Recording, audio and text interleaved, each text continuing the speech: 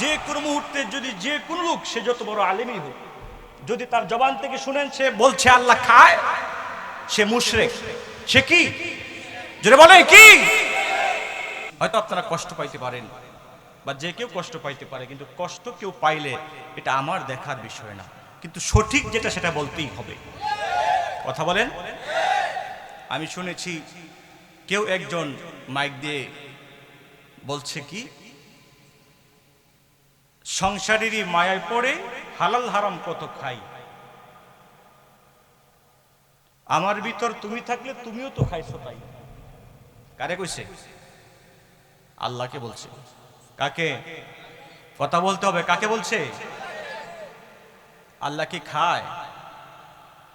আপনার কথা বুঝেন নাই? আল্লাহ পাক কি খান? আল্লাহ পাক কি পান করেন? আল্লাহ তো খান না, পান করেন না। খাওয়া পান করা থেকে আল্লাহ পাক পবিত্র। তারপরেও আল্লাহকে বলছে খাই তো না, ওই খাওয়াতে তো পবিত্র, তারপরে বলতেছে আল্লাহ নাকি হালালও খায় হারামও খায়। নাউজুবিল্লাহ বলবেন না? আরো জোরে বলেন।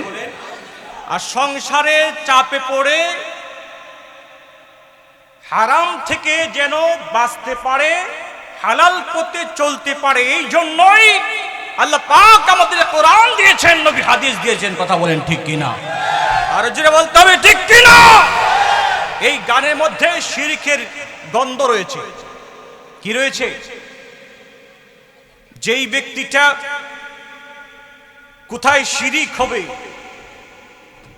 কোথায় সঠিকভাবে ইসলামের পক্ষে থাকবে, এই ব্যক্তিটা যদি এতটুকু পার্থক্য বুঝতে না পারে কোনটা শিরিক কোনটা সঠিক, ওই ব্যক্তিটার ওয়াজ করার দরকার কি? কথা বলেন ঠিক কি? আরো জোরে বলতে হবে ঠিক কি না? এই জন্য আমাদেরকে প্রথমেই আমাদের ইবাদত করার পূর্বে আমাদেরকে শিরক মুক্ত থাকতে হবে। ঠিক কি না বেঠে? হাত তুলে বলেন ঠিক কি না? নারে তাকবীর, নারে রিসালাত। যে কোনো মুহূর্তে যদি যে কোনো লোক, সে যত বড় আলেমই হোক, যদি তার জবান থেকে শুনেন সে বলছে আল্লাহ খায়, সে মুশরিক। সে কি? যদি বলে কি, সাথে সাথে তাকে ধরবেন। তুই দেখায় দিয়া যা আল্লাহ কই খায়। রাজি আছেন? কথা বলেন। আল্লাহ পাক খাওয়া থেকে পবিত্র। আল্লাহ পাক খাওয়া থেকে কি? জোরে বলতে হবে কি? পবিত্র। পান করা থেকে পবিত্র।